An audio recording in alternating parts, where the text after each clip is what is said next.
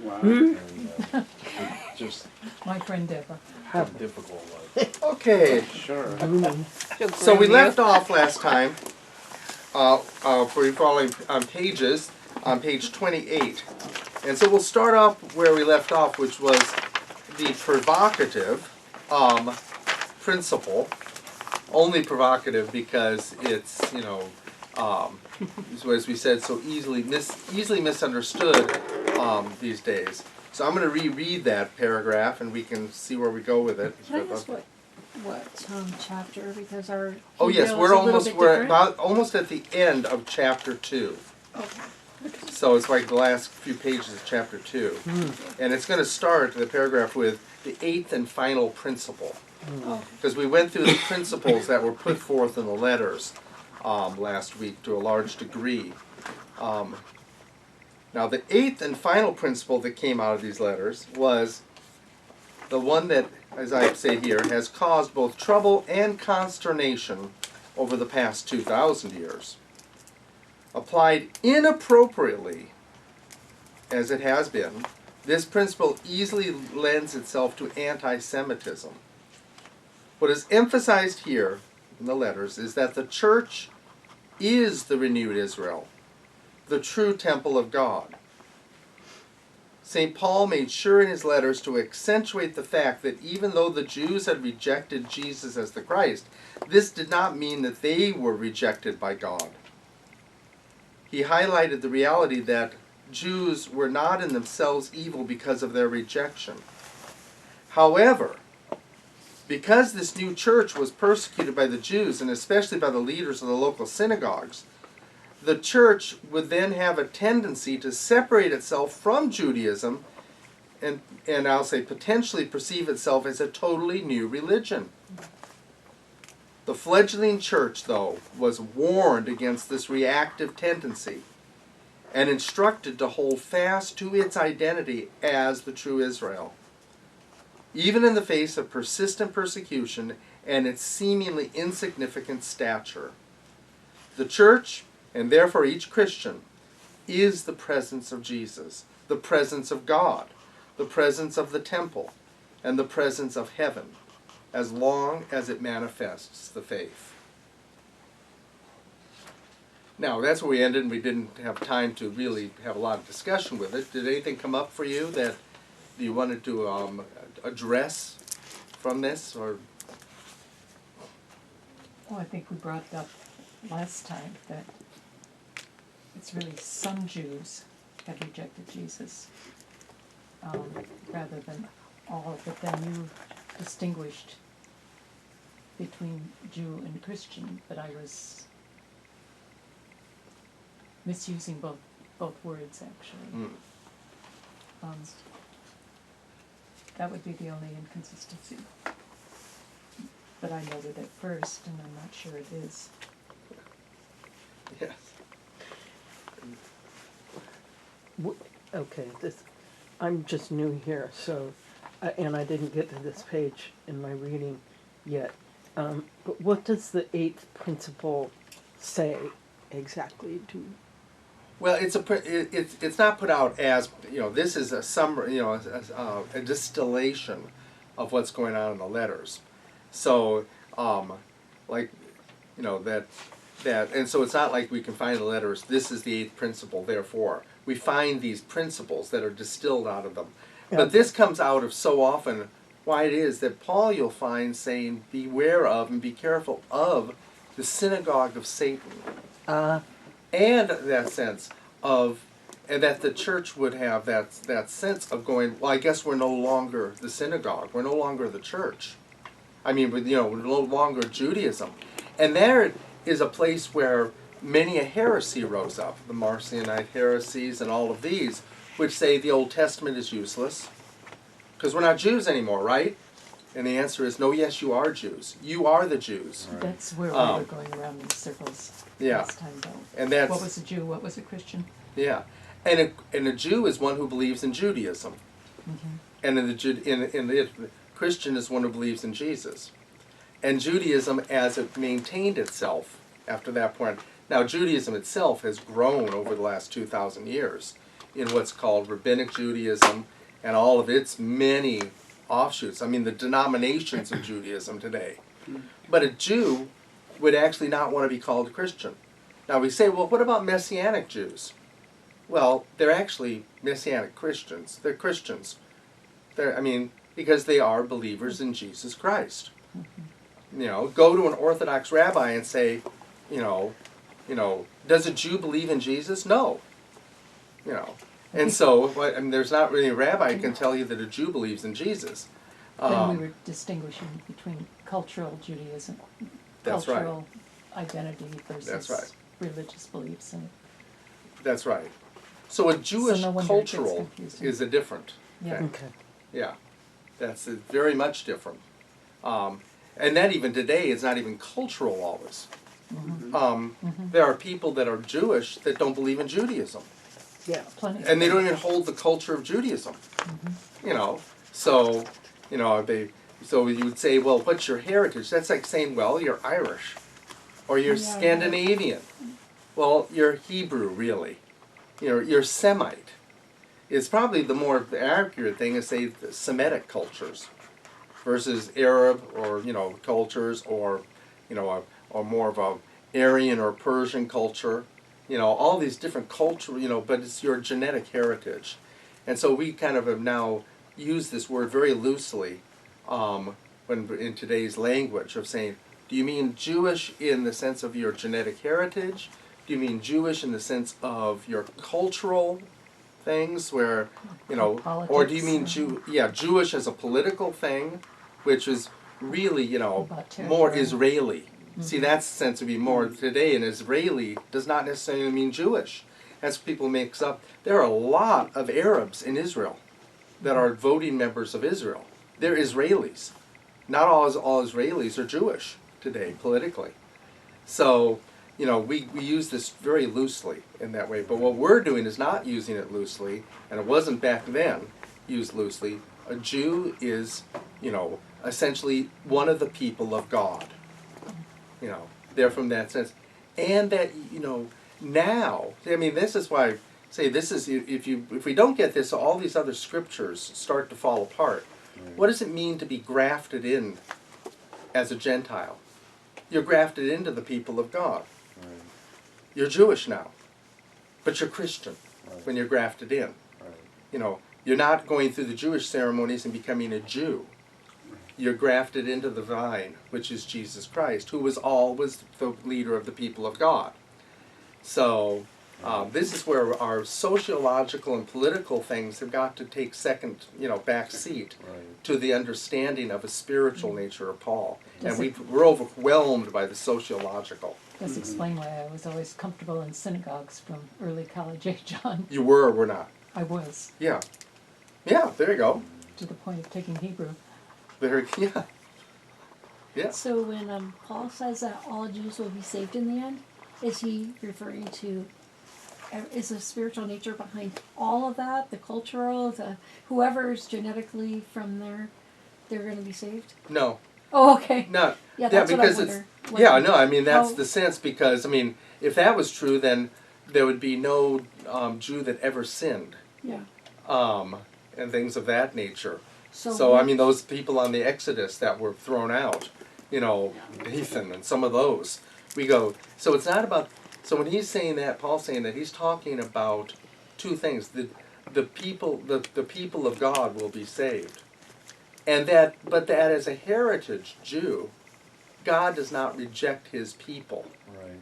His people reject him. Right. That's the difference. Right. And so that was what we mean by the crucifixion when it said, when they rejected Jesus, God did not reject them. Jesus goes, Jesus is on the cross going, forgive them. I forgive them. But they know not what they do. They don't, yeah, exactly. And some of them will figure it out, but when it comes to individuals, it's just like individuals. We'd say all Christians are saved. But what happens when Christians reject everything? Right. These are great theological arguments, but I'll get back to this. Steve, you wanted to say something Yeah, first well, before I there's go on the with this. thing that's the church has been, some denominations is replacement theology, where the Jews are no longer the chosen people. Right. and that the Christianity has replaced Judaism in God's plan for things. That's been something that's been thrown around in the New Testament church, Yes. and it's not biblical. No. No, it's really thinking of it this way. Like I say, that's almost, we're reading backwards so often. So almost put yourself back there, first century, right before, 0 AD type of thing. But let's put ourselves back. Replacement is, this is one of the errors, the principles. If the church is the replacement and it has nothing to do with Judaism, that's one of the errors that was being addressed right here.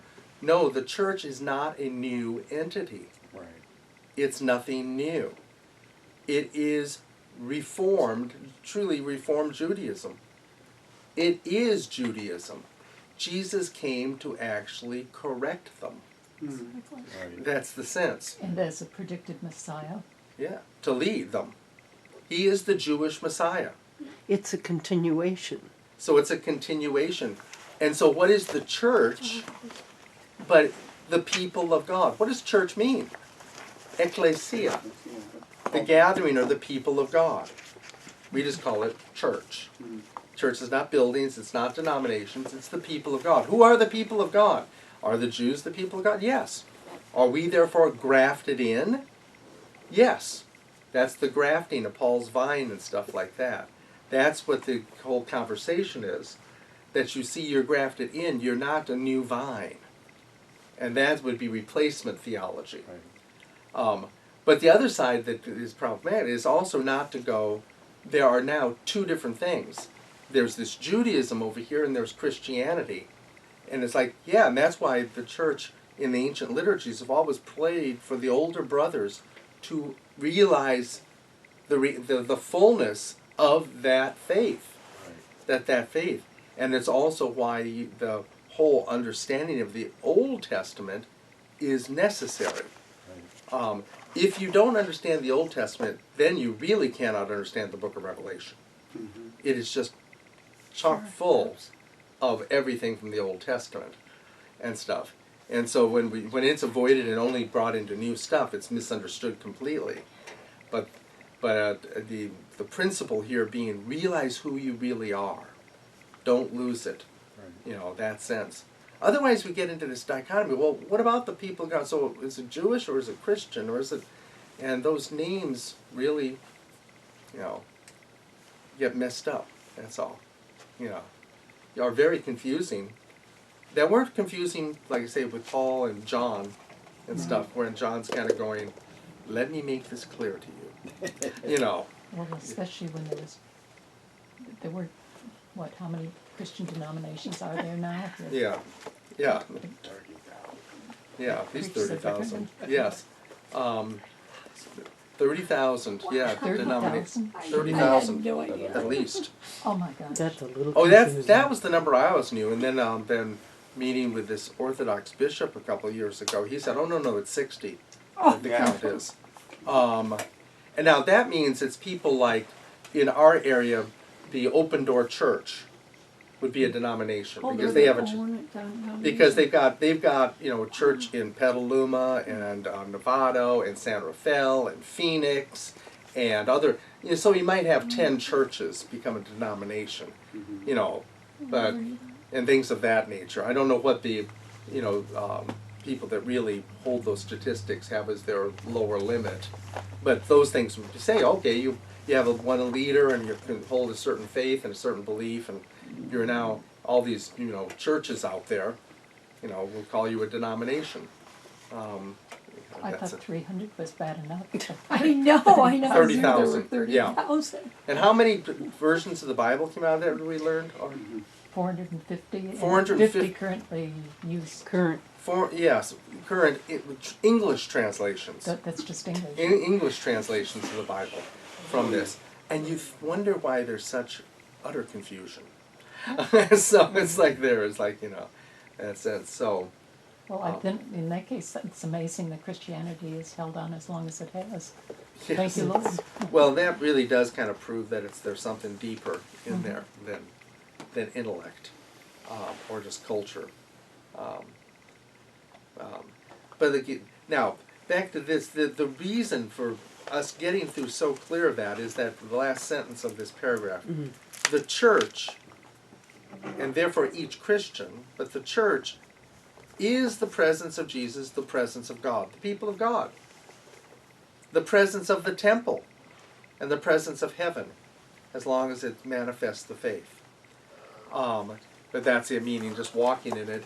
It is the presence, and that was what the Jewish people are, was the Hebrew people were to be the presence. They were the priests of all nations. And that's it. And they were to be representatives of God's presence on this earth.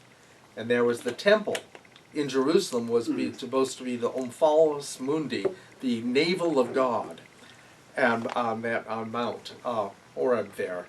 And that was the place where God, and that's what it was called, the Omphalos Mundi, but God and communed with earth and into the Holy of Holies. And that was the center. So this is the priesthood of God. This is the place where God is manifest on earth. That was the Jewish people. That was the temple. Jesus then came and said, yes, but something new is happening now too. That people is about to include all the world. They're all going to be joined in. The Gentiles are now being really brought in and grafted into this people. And that temple, the Omphalos Mundi, is now the church and each member of it. Tear down this temple of stone and I will build it in 3 days. How on earth can you do that? Said the people. And they said, and Jesus was speaking about his body and the resurrection. The body of Christ becomes the temple, which is now moving throughout. It's not located in one spot in that way. And with that, all of a sudden, it really is going to take you to a different place of understanding. Now, this is a lot of we get caught up in the sociology, the politics, even some of the theology of it. But let's go back to why this would be important in this book of Revelation. If this is about the process of the spiritual life, too, for the people, the world, and for each one of us. It says you're not going someplace else to find the image of God. You're not going someplace else to find the full manifestation of God. The temple is, do you not know that you are the temple of the Holy Spirit? And in that sense, do you not know you are the presence of God? And of course the answer is, I have no idea, actually. I mean, you can tell me it, but I sure don't experience it. And it's like, Fooled me. yeah, and that's it, rather than, but know it. This is the knowledge. Otherwise, you're just another religion sacrificing to another god, and you might sacrifice with praise and thanksgiving, but it's just still another sacrifice of somebody that's way out there rather than someone's within and somebody that you are actually manifesting and that this spiritual life is bringing you to manifest. And like I say, if John didn't get this across, and Paul, as earlier in his letters didn't get this across, we would have to just then be another religion amongst the many religions of earth, which is what's become of Christianity in so many ways. People say it's just another religion, just another way of good behavior. Yes. But it matters very much what we do to our bodies. It matters very much because we are the presence and the temple. I mean, yes. It matters, and let's say, and it does. First of all, what you're saying is the answer is yes, and then I'm going to expand it to the idea of body meaning yourself. So it is what you mean, the material, physical aspect, and your soul. yes. Right. And it's both, and it matters how you treat them both. That's why, what you're thinking, how you're dealing with things, all of this matter. How you treat the physical organism matters. It's the temple of the Holy Spirit, and that's what Paul said. Do you not know you are the temple of the Holy Spirit? And he's talking about, why are you going to a prostitute then? And that's both physical, psychological, and spiritual. Because the prostitutes to whom they were going were in Corinth were at the temple of Aphrodite. And they were temple prostitutes. which means that they were representatives of the goddess. This was not like, some red light district type of thing. It was, and stuff. It's like, it's a temple, the goddess. And so you're going up there and you're having physical sex. So it's like, what are you doing with your body?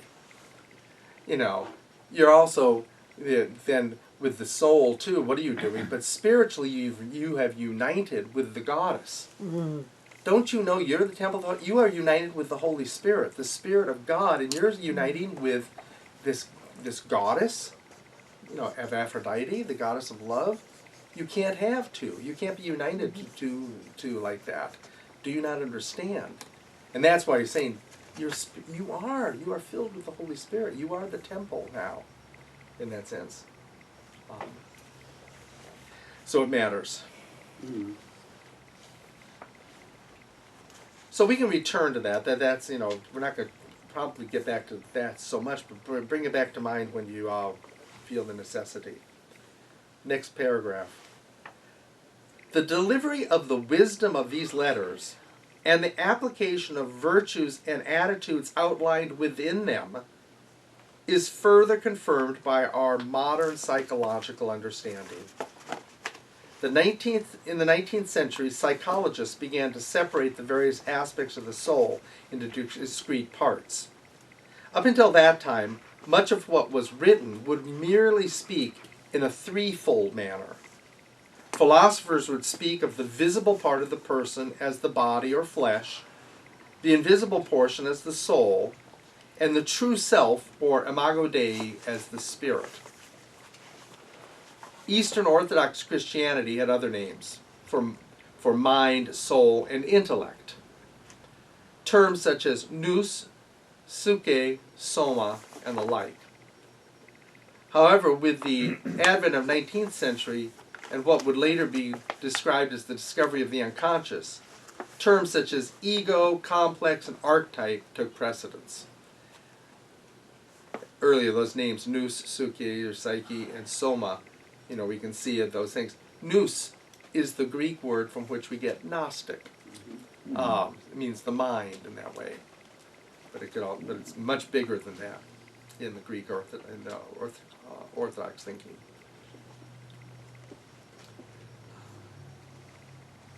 It was also observed that many of the elements of the unconscious were much more powerful than the ego. The ego being that part of ourselves of which we are aware and with which we identify. When the contents of the unconscious are approached naively, the ego can be overwhelmed and become, in a psychological manner, possessed. We see such possessions in the form of addictions and even in certain psychoses. It can be observed in certain inflations, which occur when the ego begins to believe that it is the possessor of this grander spirit. St. Paul warned the Corinthians of just this danger. When we talk of ego inflation, it's like, what a good boy am I. I am so wonderful. That type of thing. And it's like, and it's actually, you get in touch with something, and frankly, you can actually feel it as if you're being puffed up. You feel yourself almost expanding. How wonderful, it's like, and that's so it often happens when people touch spiritual things, and their ego isn't prepared for it. And The line that struck me was the ego being that part of ourselves of which we are aware and with which we identify. I mean, that I can understand because I realize there's so much I'm unaware of. yes, That really does make the ego, while important, kind of a small part of the whole picture, yes, which makes me appreciate dreams a bit more. right. There you go. That's the whole thing. When you realize you often are watching your dreams, right? And that's really saying your ego is watching your dreams. Or maybe you're participating. You see yourself in a dream, but it's your ego.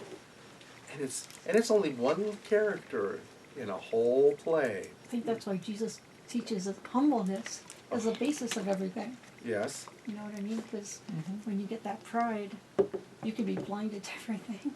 Yes. Or you can it's think like, you know too much. yeah, it's just all self-focused. It is. So, and I think in our society they teach us self-centeredness is a good thing, ego, pride, and I just remember working with a guy when I was at LAUSD, and and this was a time when I think I kind of admired people with pride, and he's like, oh, you want me to be like, and he just did the perfect image of somebody who just gets puffed up, Yes. and I'm like, oh, he just visually put it to light for me, like, oh yeah, that's empty. They're just full of empty air. You know what I mean?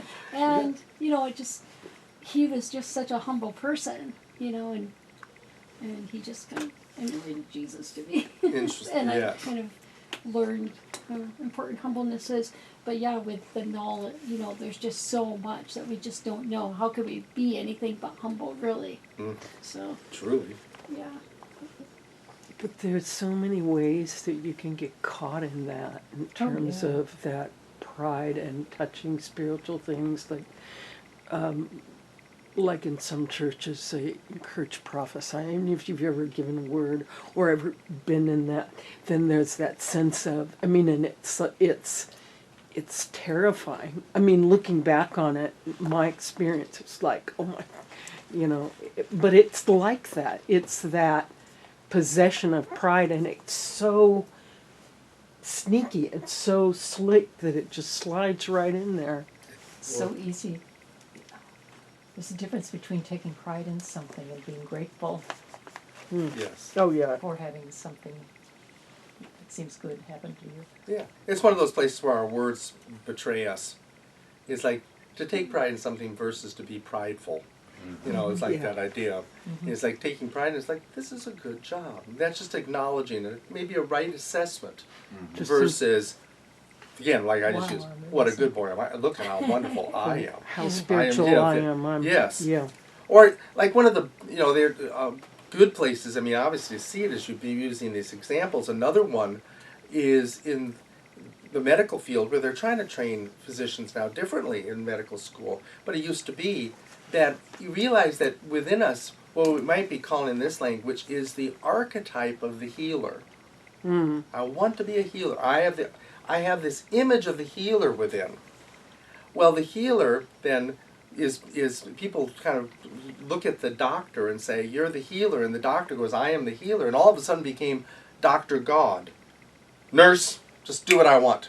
And the patient comes in, now they say they're trying to train, and especially with all the advertisements for medicines on TV, people have humbled the doctor saying, I know more about medicine than you. What about this medicine? Oh, I haven't even looked at that one. Watch TV, you'll see that one. That's why the pharmaceutical companies do it. They want to sell because the doctor goes, this is my favorite med. Well, I saw on TV, okay. But they would say, if you've never had that, it was like the doctor, I'm the doctor, you're the patient, I will tell you what you're doing. That's possession by the healer archetype, rather than the humility of, no, I don't know it all. I don't, that sense. But now, like you say, I believe, over the last generation or so of medical schools, they've been trying to train that out of them. But it's like the possession by the healer archetype. Or you talk about pastors and stuff like that, possession by the Messiah complex. And a lot of people get that one. That sense is like, I will save them all. It's like, I will die on the cross like he did. It's like that sense. It's like there is a Messiah complex, we call it. And people get possessed by it. And can get greatly offended by it. I recall my father's telling me why he left the Catholic Church early on after wanting to become a priest. It's because his local priest, my father was inquisitive and he would ask questions. The priest didn't like that Yeah. and slapped him. Oh, well, yeah. That did it. That could do it, well, yes. Yes. But that was, you don't question me. You don't question. And he wouldn't have done it disrespectfully. It was No. just honest questions that the priest probably didn't have an answer to. Yeah. Well, there it is. But you don't question them. Yeah. Period. I am God type of thing. And you see that, like I say, for many places, that's what is the cult leader is a person that has actually become possessed by an inner aspect of their own soul. I can't believe And that they go by that sense of I am power. We're about to get into that and more I in a can't moment. be wrong. Well, that's it. Or I can't say I don't know. Well, they won't even know they can't say no because they're possessed by it. They're taken. It's not even a conscious thing. It's like, I am this, it's like that. I am God. But no, I am the healer. I know best, you don't. Although That's you the wouldn't doctor want to one. question a surgeon who's in a life-saving Yeah. situation. I mean, you wouldn't want somebody there questioning you. There's a You certain really amount need of to get it done. confidence So you it's want like, to have in your Well, this is position. where, yeah, exactly. So I mean, when there is like that lopsided situation where somebody's just always questioning you, Right. and Yeah. it's like almost like the maybe the patient tries to be the doctor. Yeah. That kind of thing. And so it's Well, like, you do have to how sometimes- do you separate that? Well, and the when do difference- you? Sometimes you have to kind of say, it's like that girl that was following Paul and saying, Jesus Christ. Yeah. He had to turn around And and to go, trust that "Shut up." maybe they You know what have I more mean? knowledge. So, well, yeah. again, what we're talking but about I'm is, thinking from the doctor's perspective. but I was how saying, what he we're talking handled about it. is Yeah. perception. Mm-hmm. That we're getting into this ego business. Because one is, you know that you do know more. Okay. Yeah, exactly. Versus So how you handle the it. attitude that, how can you dare question me? Yeah. Right. That's an There are attitudinal degrees. thing where you are, where you've been taken by it. You're possessed. You're not thinking about it. It's not like, well, I don't like being questioned. It's like, who are you? Yeah. I am somebody, or Good I will distinction. save everybody. There's people like, so often Christians in the world, I am called to save them all. It's like, and then we try and use the words like, no, Jesus is the Savior, you're just his functionary. That's the sense. Right. But that's the humility. Yeah, I am just the functionary. Should I save this one, Lord? No. How dare you say no? It's like, but there's not even a question for the psychologically possessed person. They don't question it. It just is, and that's the difference. So if you're questioning it, you're probably not possessed. And it's in that sense by this archetype. Does it become their identity? It is. Well, what has happened is that grander shark in the unconscious, the healing archetype, let's say, or the Messiah archetype and things like this, the God one, we say there's always a God within that pulls us to, and things. That one comes and swallows the ego. It kind of takes it over. And so it's like the identity, the ego, and the ego inflates. How wonderful I am, and it's like, oh, it'll get deflated. And stuff in the long run. If you ever want a really good book, I used to recommend it to when I was doing stuff in the seminary back in the 1990s, early 90s. It's called Power in the Helping Professions by a man named Adolf Guggenbuhl / Craig. Good Swiss guy. You scared me when you started with Adolf. Adolf Guggenbuhl Craig. But it's like, and he talks about it from the point of view of medicine, and the opposites of things, like medicine and who's is going to be the charlatan, or the pastors who are going to end up being false prophets because they get taken over by this. Teachers, social workers, they're taken over different professions by these things that end up with this. Now we're getting this deeper into this as good, but that's what we're talking about when we say the ego is just a part that we're aware of, and these other parts can get you. That's the sense, because it is the small part. As we say, just take dreams once again as an illustration. You might see yourself walking in a dream, or you might just be the observer of all that's going on. That's the ego. It's an observer, or it's just one participant among many and things. The rest is the bigger parts of your soul: landscape, animals, people, events, all of that stuff. And your identity is just this one participant inside that whole drama we call the dream. It tells you how small it is. That's why sometimes, euphemistically or kind of hyperbole call it a minnow in the ocean, And there's whales and It's our sharks. window in our eye. Yes.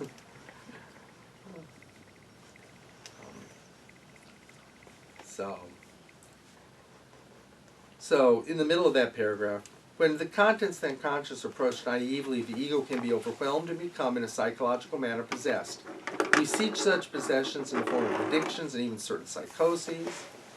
It can be observed in certain inflations, which occur when the ego begins to believe that it is the possessor of this grander spirit, rather than just in relationship to it. St. Paul warned the Corinthians of just this danger after hearing the preaching that they had now access to the Holy Spirit. The Corinthians assumed that the access was for the ego's benefit rather than to serve the greater whole, and approach the Spirit with an attitude of humility.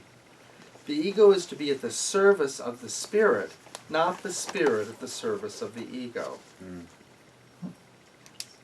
St. Paul admonished them not to be puffed up or inflated with a false pride when he said, "This is how one should regard us, as servants of Christ and stewards of the mysteries of God.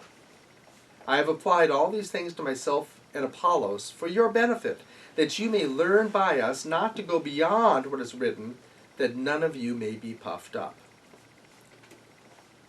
An even more recent term, the spiritual crisis, has been applied to this condition. This is observed in persons who have taken on certain Eastern religious practices or New Age philosophies without taking proper precautions of preparing the ego with the appropriate virtues. They subsequently developed certain psychopathologies, one of which surfaced in Japan and was referred to as Zen madness. The psychologist C.G. Jung observed this at the beginning of the 20th century and noted that it is of the greatest importance that the ego should be anchored in the world of consciousness, and that consciousness should be reinforced by a very precise adaptation. For this, certain virtues like attention, conscientiousness, patience, etc., are of great value on the moral side, just as accurate observation of the symptomatology of the unconscious and objective self-criticism are valuable on the intellectual side. This is what we're getting at, is what he just got at. If you're going to be able to do this, you better already have your feet grounded before you start to fly. You know, and we're about to head into the vision. And that's the sense if your feet aren't grounded. And how do you get grounded? The virtues, that's the letters. It's why they're so boring when you read the book of Revelation. It's why you skip over as fast as you can those boring letters to the churches to get to the good stuff. Because they're so mundane. Letters to churches about what they're doing right and wrong. Let's get to the good stuff. Let's get to scorpions, and let's get to bowls of wrath, and let's see, let's see dragons chasing people, and oh, this is the cool stuff. You're already being swallowed if you're not careful. You're fascinated, and now it's the shiny object I'm so fascinated by, and I'm lost. Now follow it. The mythology and fairy tales. It's the will of the wisp. I'll keep following it until I'm lost in the forest and I die. Lord of the Rings, Tolkien used it. Don't follow the little lights when they're going through the dead marshes. Don't look at the little lights. That's the sense. Follow those and you will die. That's what these things are. The only way to do things is stay in the muck. Stay grounded.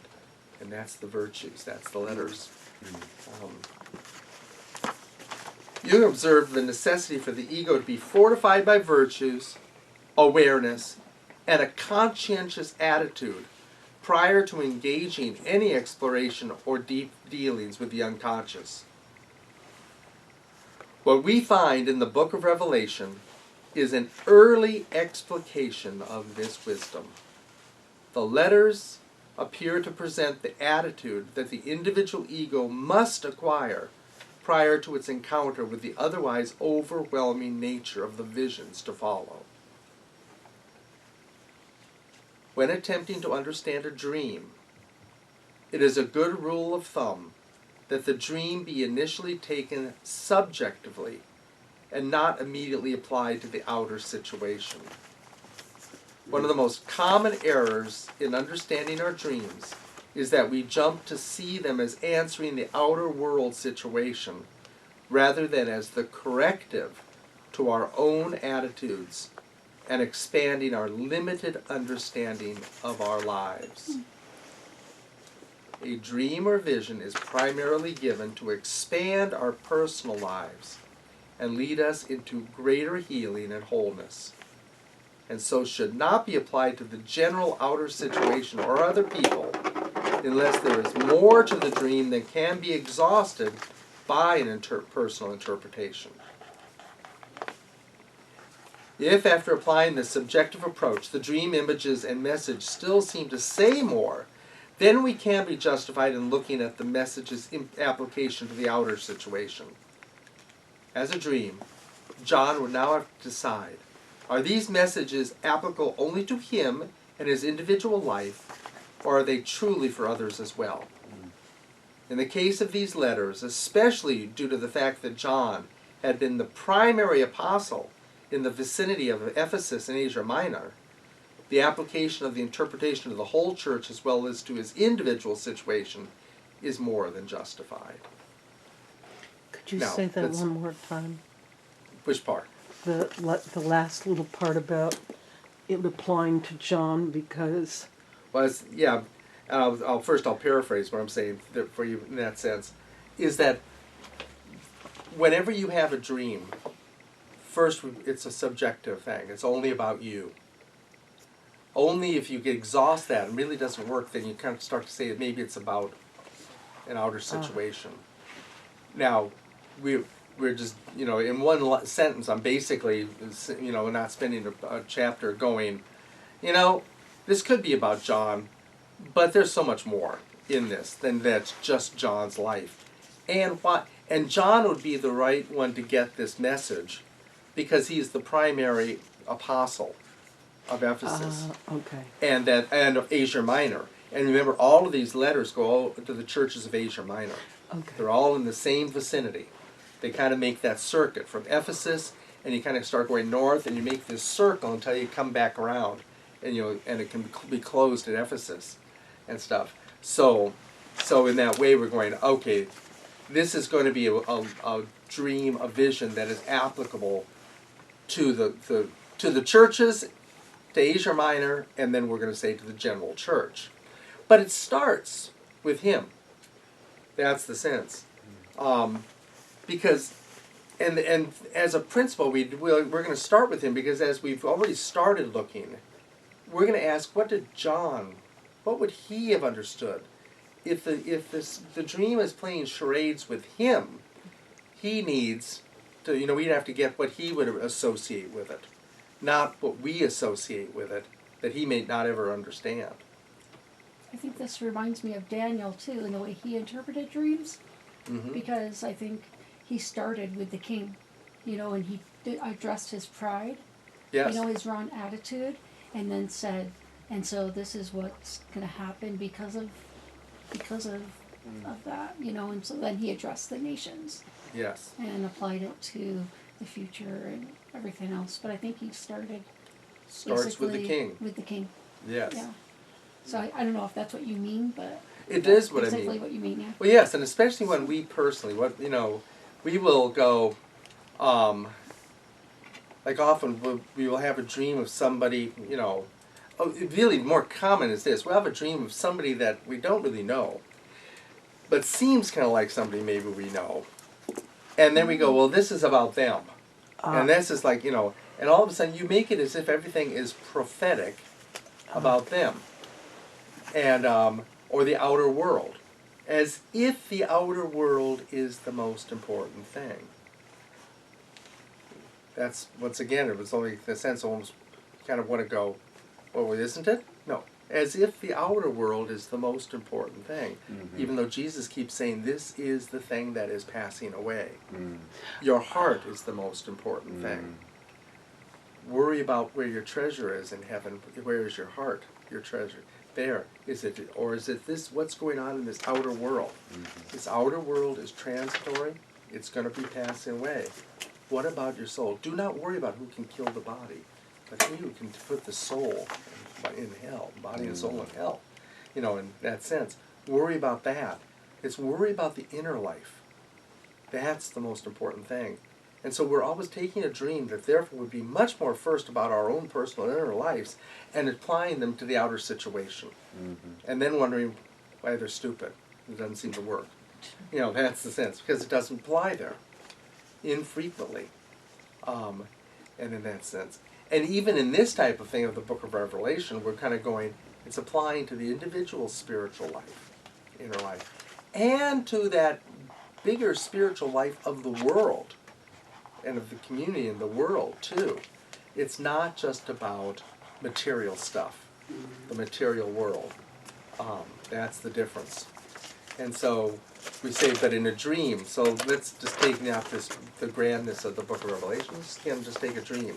You dream that you're having lunch with some man, and he orders cannelloni.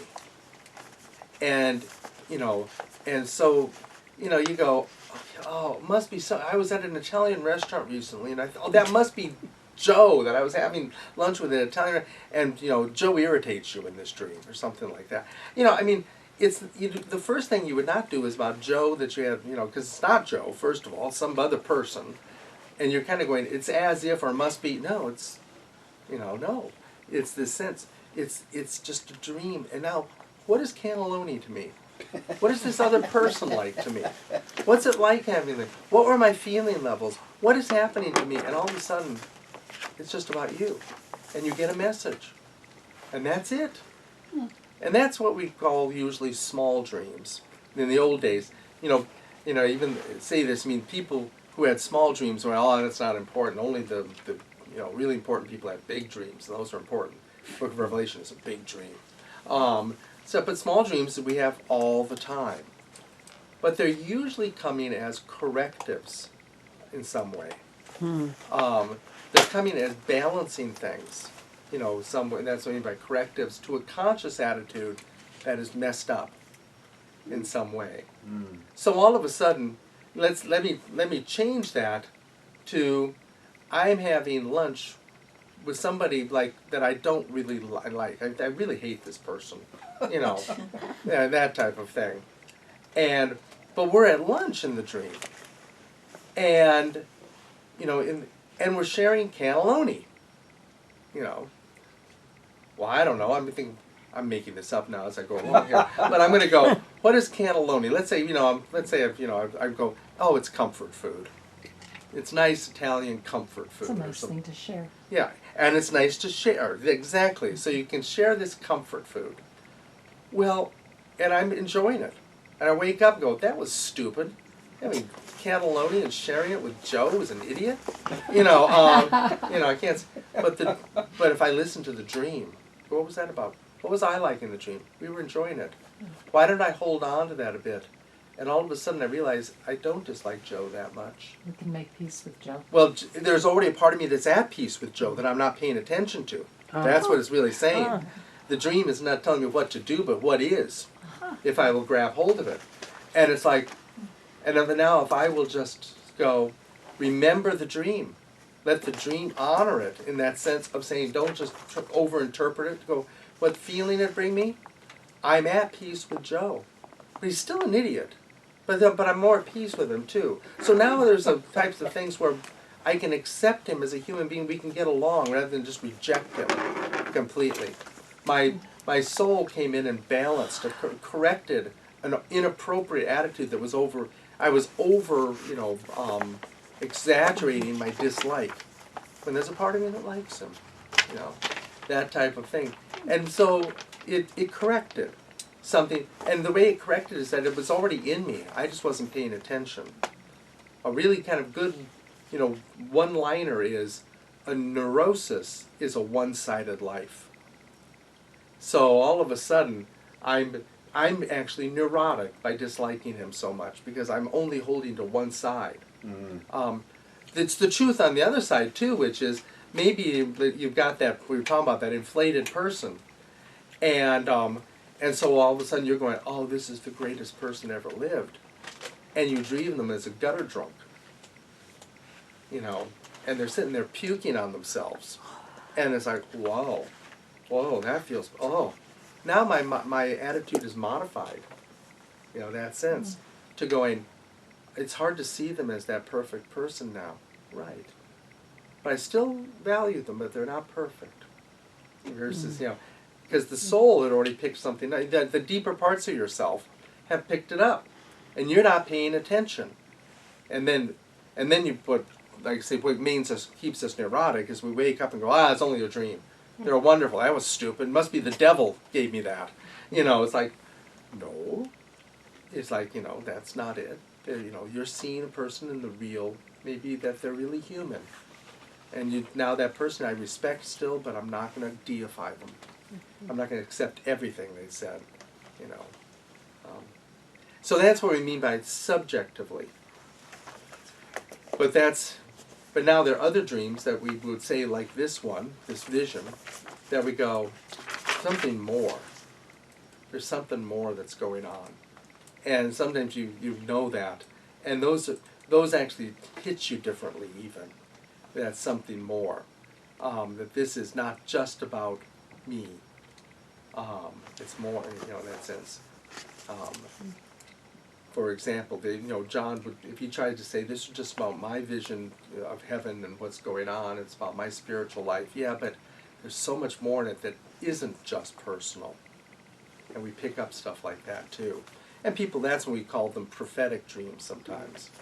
People will dream of something about to happen. And this would be one that I can't remember exactly, but it was a real dream and be typical of this type, which was somebody that was a tribal chief in Africa who actually had the dream of a flood coming, and the area was flooded and all of this. And he woke up. Now we would first say, let's look and see if you were being overcome by the unconscious.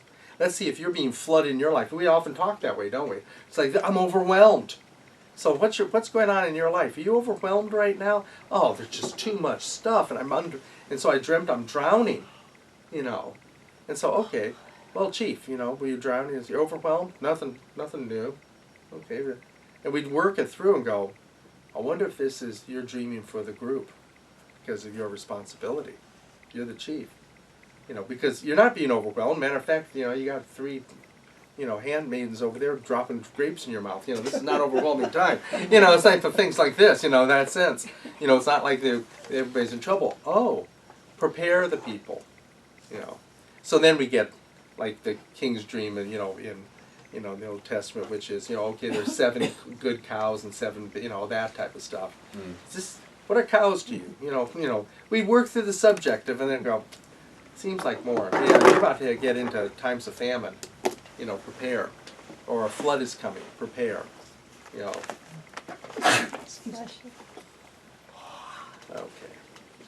So as we come to the conclusion of the letters to the 7 churches, the seeker is now ready to move along the purgative path, working to incorporate the principles presented here into life.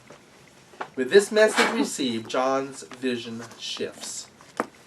He is now ready to receive the full plan of redemption, the healing of self and world, a plan that will be inaugurated with the opening of the seals on the scroll of salvation held in the hand of God. Take 5 minutes, and we'll come back and head into the seals. And yes. Somewhere around here. Good for topic. Okay. Or maybe. Yeah. Or So the 7 seals, Macy's Library. chapter 3. Gird your loins. What'd you say? Gird your loins. Yes, there you go. I said Macy's never has the shoes I need. As John's vision shifts from the messages to the 7 churches, an interesting dynamic transpires. He is now taken into an even deeper level of understanding and experience. It is an aspect of reality very distant from his daily consciousness. We can see this because of 2 images that are now displayed. First, as the message to the churches concludes, he sees a further door standing open in heaven. Second, once again, John experiences being in the Spirit after he is called to come up here. This is interesting because we have already assumed that John was in some heavenly place while he was receiving the message to the churches. And he already told us that he was in the Spirit at the beginning of the vision. It is as if he is now experiencing a heaven within a heaven, a being in the spirit within a being in the spirit. Such doubling is reminiscent of having a dream within a dream, the experience of dreaming that you are dreaming. A dream within a dream often indicates that the experience or the content of the unconscious is very far from waking consciousness. This type of deep encounter is of the sort that the everyday ego cannot experience without being so overwhelmed that it may be essentially dismembered or destroyed. Before I go on, is that now you remember this is that part of the thing. So like all of a sudden there's like a door in heaven opens, and John is called up. If that's in this part of the book of Revelation, right after the end of this. I don't have my Bible right here, but if you remember that, is that familiar with you all? Yes, you remember that. So it is this sense of going within even further now. Because just think, we started with this, and John is in the Spirit on a Sunday. And he turns around, and there is Jesus and the Son of, amongst the lampstands, holding 7 stars. We're in some not normal consciousness place here with that. And now, from that spot, he sees a door open in heaven. It's not as if he's been standing in Ephesus listening to an angel, was having there. He's been somewhere else, as this has been, getting the message to the churches. Now he's even going deeper. So, and this is why we really needed to get the virtues down.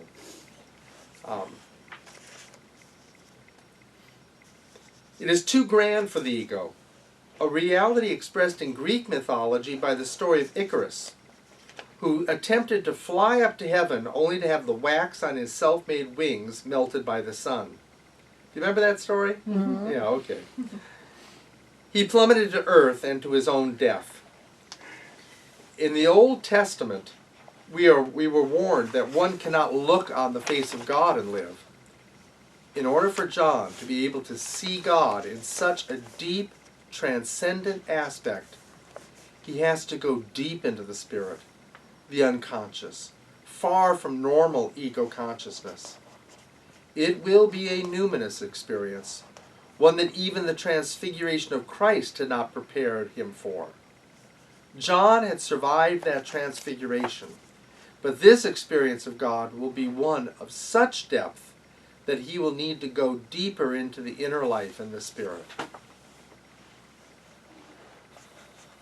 So, getting there, if one gets there, the preparation you're talking about is the, what do you call it, the virtues? Yes. So, it sounds like if you haven't prepared yourself for that, you're not going to get, God's probably not going to allow you to go there because it would be damaging to you. Is that a correct sentence, or? The God allowing part, I think there's two things to that possibly. If you're really being that humble, faithful person, and you're just, they say, idiots and dogs go out in the noonday sun type of idea. It's like God might take care of you, just don't go and don't do this.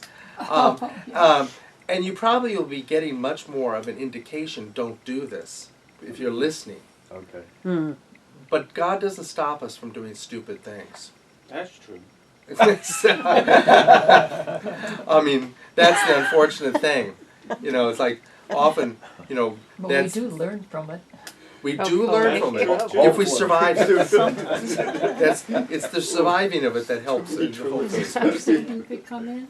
What's that? Is this where Satan could enter and cause chaos in our lives? Well, it's almost Like if we yes. weren't prepared with the virtues and all that? But it's already there.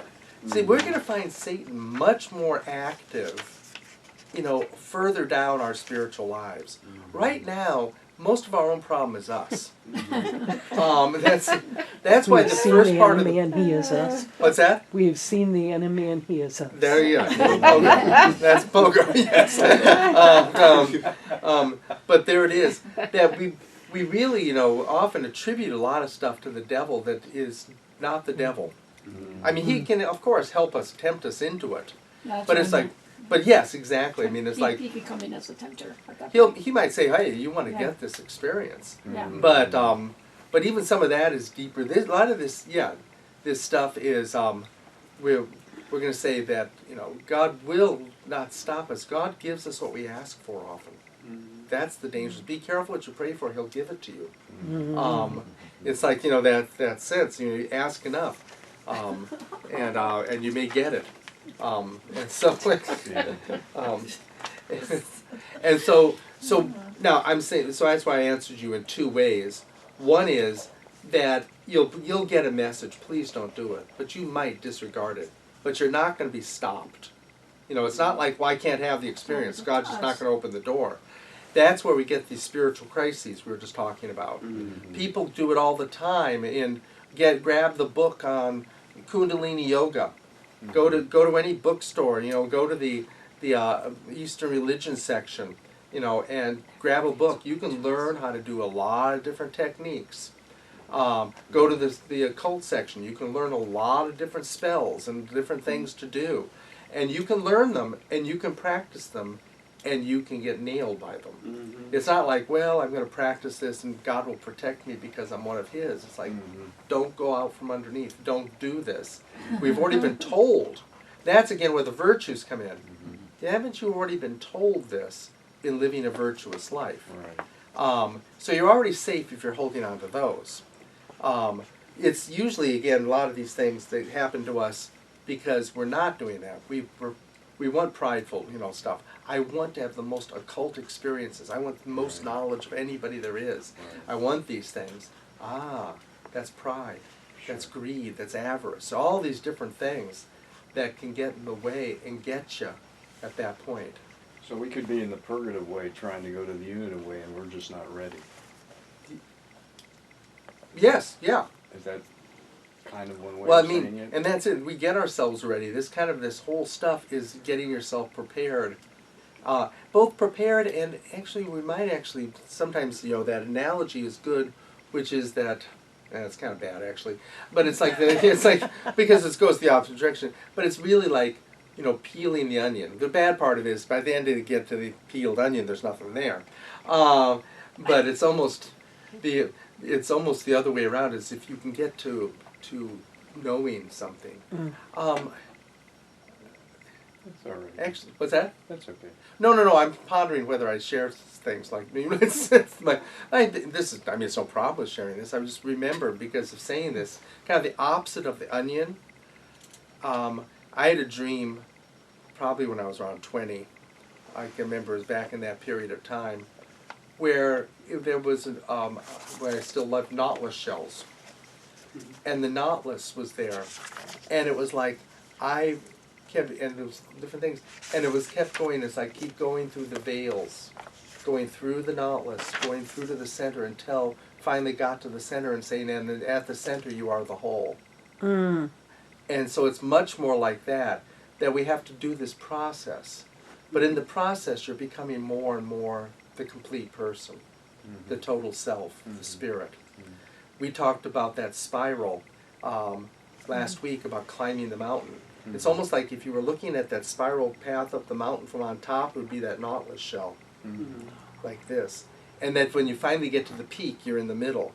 But you've actually climbed the whole thing. And but in the dream, it was like you had to pass through, and a voice was saying you have to pass through each veil, and that to get to the center. So you can't just jump to the center, but it's a process of going through. And the process that we're talking about is like, what is that process? I'd ask, and Ed ask, and why I'm probably sitting here right now, trying to answer. The process is like when we see it very many different places, but the Book of Revelation process is, what's the outer edge we enter in? The virtues, that the letters thing. Now you start to pass through the veils, which we call then, in a descriptive way, the purgative way. And that kind of gives way to another set of veils, which we call the illuminative way, which gives that to another set of veils, which ends at the peak of paradise in Dante's mountain, or in these type of things. Or the mountain that we stand on at the end of the Book of Revelation. John stands with an angel on the top of a mountain, and watches the New Jerusalem come down out of heaven, prepared as a bride. And so it's on that mountaintop that you finally get the full vision of the fullness of the self and of what the world's self will be, which is the New Jerusalem. So in that idea of what I say I'm going to share is like that sense of it's almost the reverse of the onion. Instead of peeling away, you're getting into the place where finally you've come to the whole and stuff. But that's the process, is each time peel something, each time go through another veil.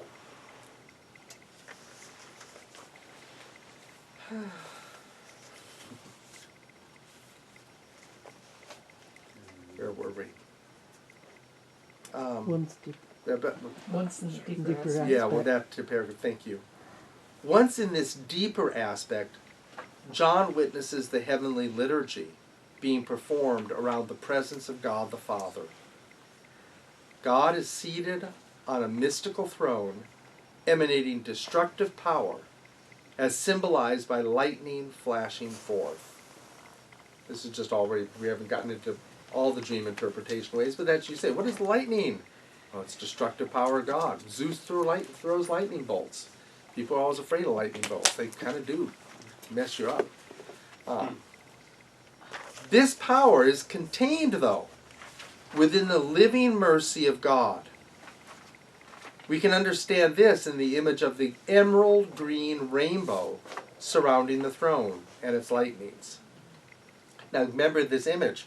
There is there, and I saw one who was sitting like the Ancient of Days, sitting on the throne, and from the throne came lightnings and thunderings, and around the throne was a rainbow as of emerald. We'll get the lake in a second too, around there too. But this emerald rainbow. Doesn't that already sound contradictory?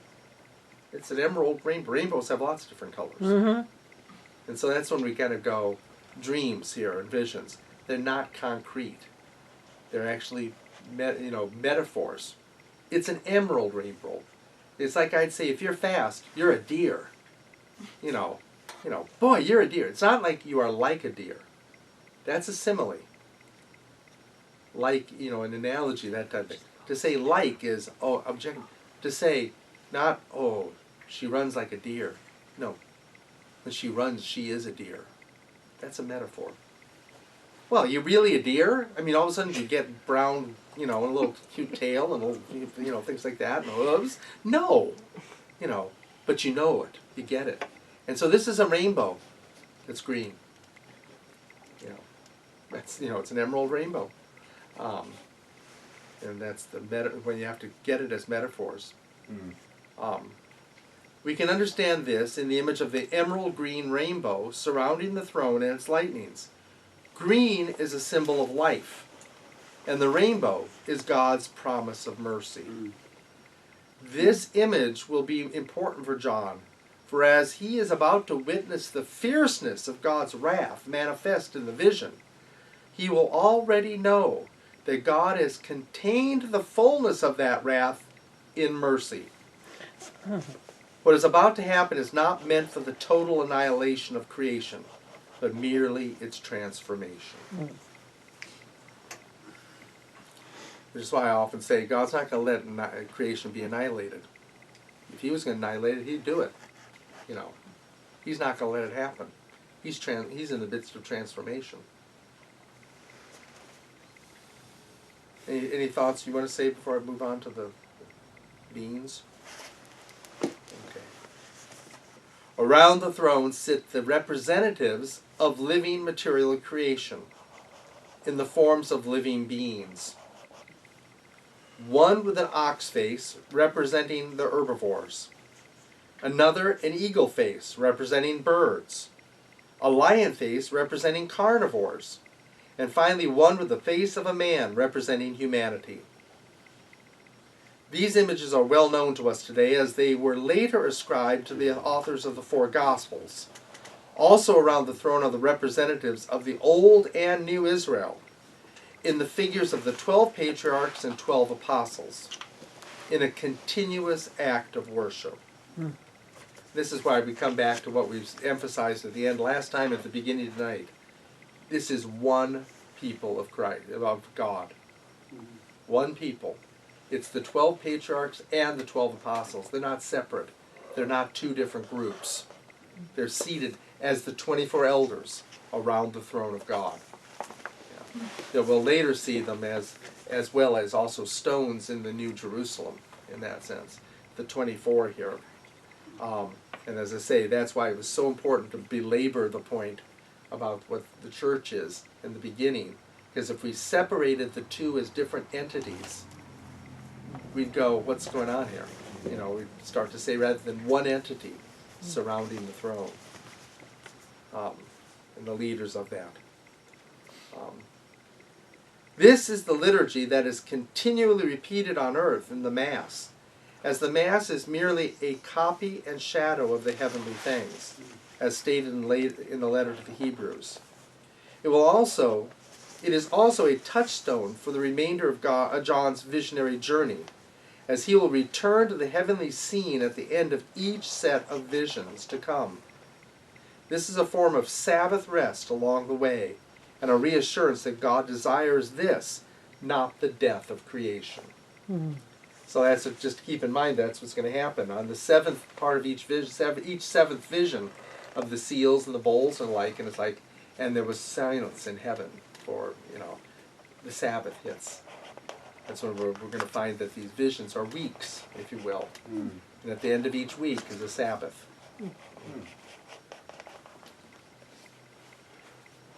How you doing? I see the yawning, so I'm asking, is it just tiredness or is it information?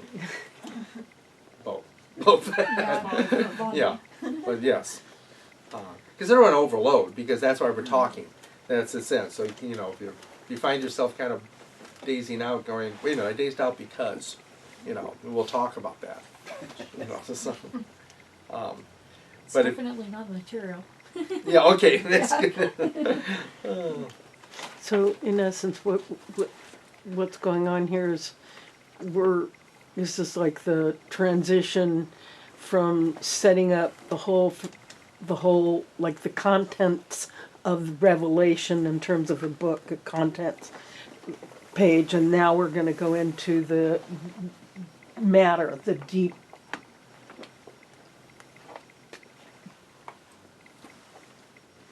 Never mind. Purpose. Yeah. Never mind. Yeah, no. It's like, I had a point before I started. Sorry. no, it's, but in that sense of, what to process this, once again, if you really start to process this as we kind of see it as itself a process and a progression that is moving right now along these lines to your fullness personally. And so, since we looked at this and said, this dream is not just John's subjective one. This is also the process and progress of creation's movements towards glorification, toward its transformation. So the first step, to reiterate, really is, the first step is get your life together with what we call the virtues. Find these things that are your safety net. We once referred to them maybe as your armor. This is the armor you put on to go into battle. Or these are the attitudes you need. I mean, frankly, if you ever watch the survival shows, Bear Grylls or whatever his name is, and so, things like that, you just don't go, okay, drop me in. I better know some things. I better know, how to keep warm. Better know how to do certain things out there, or else I'm going to die. And that's really is that beginning. That's why this is so important. And then you're dropped. Now we've been dropped. Now essentially we're dropped into the jungle. And it's like, make it through. And to repeat this, something that might be worth repeating, because it sounds so like, wow. And especially John just got the vision. God's wrath is there. It's like, we often once again differentiate and go, well, God's just a lover, and just that's it. Or sometimes God's just this, meanie, one of the two. And it's like, and the answer is yes. It's like, I create woe and I create weal. I bring down the evil and I bring down good. That's Isaiah. I mean, these things. It's like, wow. And it's like, and so we go, is God, just this grace-filled sweetheart that just wouldn't crush a flea? No, there's lightning coming out. And that's where sometimes a lot of people have moved into that kind of overly grace-filled world this day. God, Jesus is love. He's not that Old Testament God. Again, the emphasis. It's not. There aren't two gods. There's not the Old Testament Yahweh and the sweetheart Jesus God. And we just misunderstood this Yahweh God. And just, we have nothing to do with him. Same God. Yeah. But he is actually by himself, with the sign of the rainbow, said, I will contain my wrath in mercy. No longer will I flood this earth. That was with Noah. And the rainbow came as a sign that no longer will I destroy all life like this. And that sense. So it's like that message comes. But it's like, but God has lightning coming out of the throne. Could destroy us and everything in the blink of an eye. And that sense. But it's contained. And so John's got that message right now as he enters into this process, because you might think you're going to die in it. We once again have made Christianity, if you will, very easy. And it's not. By meaning that, it's not that it's like complicated, but the message of the cross is you've got Gethsemane, you've got Golgotha, you've got Holy Saturday and a tomb, and then you have the resurrection and glory. But the process of getting to that glory and glorification is a process of Gethsemane, Golgotha, a tomb. It's tough. But we need the message that John's gotten here too, and that we just got from what I just said. There is a resurrection. There is a resurrection, and that is going to be the best thing we've ever known, and could ever know. And that you're going to make it, John. You're going to make it through this stuff. But it's going to be suffering in the way of what we talked about suffering, meaning things that we don't really like, and sometimes we don't want to have to work at. I'd say it's the misunderstanding, if I can use those words, of Luther and others, where it's like we're not saved by works, we're saved by faith. So you're saved, you got faith. Don't need to do anything, do you? That's it. All you do is believe and it's done. Realizing what belief really is. It's like really we're always, every day and every moment going, I believe, help my unbelief. I believe, help this unbelief. Believe, it's like it's the process up the mountain of believing even. We don't even know what we mean by believing. It's like when people say they believe in Jesus. Yeah. I'll say, which one? Or what do you Exactly. believe about him? Well, that's what I'm Like saying. that. That's what I mean by which one. It's like you got 30,000 denominations saying that they've got the right Exactly. Jesus. Which one? What is it about this Jesus? Who is Jesus? It's like, keep climbing the mountain. And so just to say that, but it's like, what it means by saved by faith, it means there's nothing you're going to do to be good enough. So Jesus did that. Now it's faith. You're never going to be good enough. But now that that's there and that grace is there for you to get to that place, now it's the work. And the work is sometimes painful work. And sometimes that's what we mean by suffering, is that you still got to work. Just like an athlete still has to go and, want to run the Olympics, you better run every day. That grace is there to use. Yeah, that's right. Yeah. It's like, if I'm using my analogy of running the Olympics, God gave you a good enough body with some pretty good legs that you actually can run. But you got to work out. Well, no. I should just go out for the Olympics and win. It's like, no, you have to work out. In that sense. But you have been given the body and the legs to do it. So do it, but still doing it. How can you fit in the verse that Jesus said, my yoke is easy and my burden is light? I mean, how does that kind of fit in? And in that picture. In comparison to what Yeah. we chose. Well, Yeah, well, I think and yes, well, first of all, in comparison to these others, which is when you actually take most every other religion, it's burdensome to do these things rather than we're actually saying, I mean, it's not so necessarily a contradiction, but I wasn't rather thinking it was, yeah. no, but it's I mean in that way, but in the sense of just think this, how would you find fullness of self, which might be somewhere along the end of the purgative way, we'd say, as a Hindu? Well, the first thing you do is you go to an ashram, find a guru, and sit there, and the guru will give you a mantra and a meditation, and say, "I'll come back in 10 years. I'm going to check you out." If you're in a Zen place, they'd have a little bamboo to make sure you're back, and they hit you all the time, make sure you're staying alert and things like this. And after 10 years, maybe there'll be something else, or more often it would be come back in your next life. There's a huge burden. That is a lot of work, and that's just to think even getting close. My burden is light, says Jesus, which is this: I've done it for you. Now can you just strip and get out of the way? If you can get out of your own way, it's already done. You have nothing more you have to do, but your work is get out of the way. Now that's what we mean by purgation. That's what we mean by stripping down. It's like, can I get out of my own way? Can I, even the sense of what we try and talk about with dreams, can I get out of my way of my own thoughts so that I can actually get a new thing in there? And so the lightness of the burden there, and the ease is, you don't have to worry about it. You're going to make it. It's a light thing. All you have to do now is get out of the way. But now comes, as we talked about a couple of weeks ago, the suffering.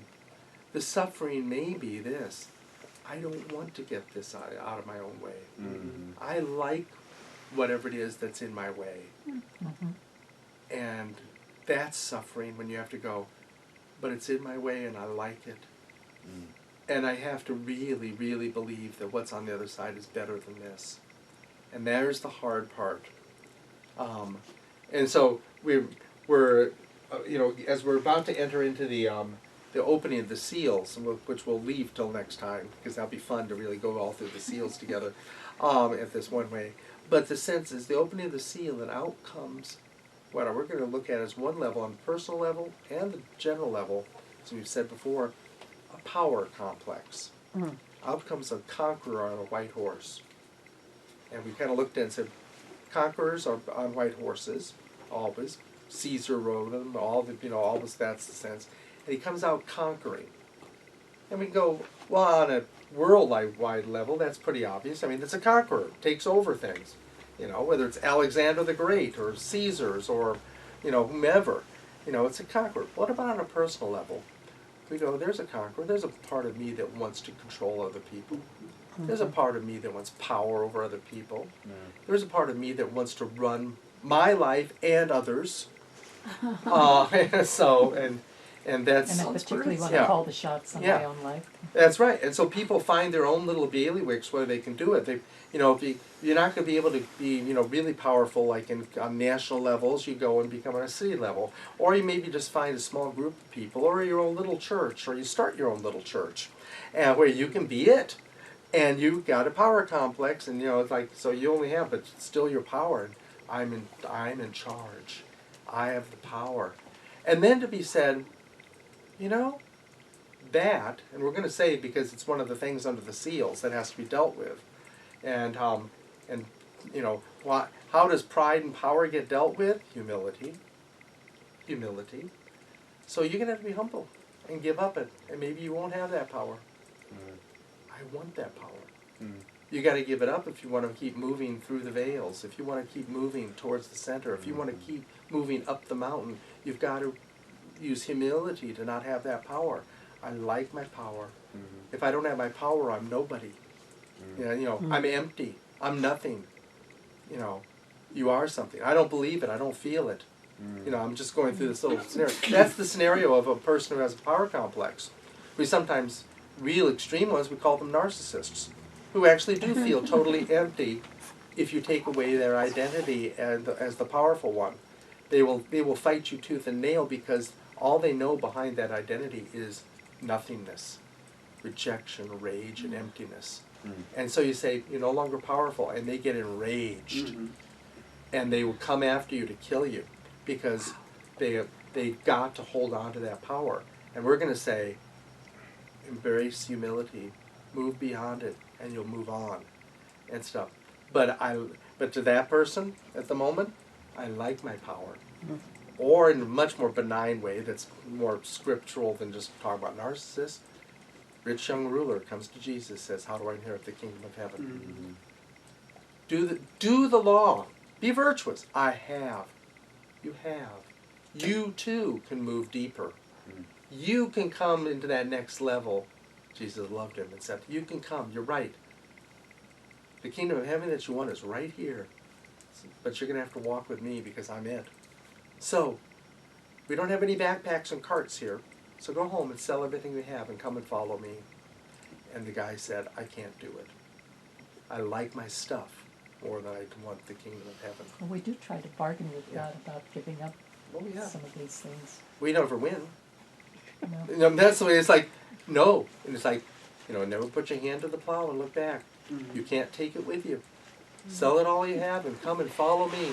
And he doesn't, and Jesus does not go, idiot. Nor does he go, guys, get him. He just goes, but I envision with a very sad heart and voice going,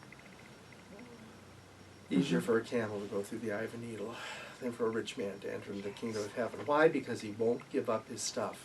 Greed overwhelmed him. And that was the sense. So that's what we mean by suffering. That would have been suffering. I don't blame him. It's like, all the excuses. No, my dad earned all this stuff. Because that was the family wealth. How can I give it away? I mean, all the rationalizations. But it is generalized. And for good If there's purposes. and I'm going to, and can't I give it away to good purposes and see how I use it for suffering that we're talking about. Okay, one last thing. But isn't that what the metaphor, the picture of, my yoke is easy, my burden is light? Because no matter what horrible or heavy or whatever experience we're going through, it will be lighter if we're Yeah. if we put ourselves. If you do the work, it's easier. Now, once again, we have been given a great example in St. Francis, in that he had it all in a way, as much as a little small town in Assisi there can have it, but they had a lot. They had all the food they wanted, nice clothes because he was a cloth merchant. His dad, he was in it, and so everything he had, but he gives it up. And he gives that all up, and it's suffering. He's eating rotten food, and he's begging, and he's wearing just rotten clothes, and he's trying to build a church with bare hands, and he's doing all these things. And we look at him, and Zeffirelli made the great hippie movie back then of Brother, Sun, Sister, Moon. It really is, it's like the hippie times, and you really can tell. But it's good for that, which is, all of a sudden this guy is burdened, if you will, with poverty, with no good food, with not knowing where his next meal is going to come from. And then the youth go with him. And they're all in this place that we'd all go, what?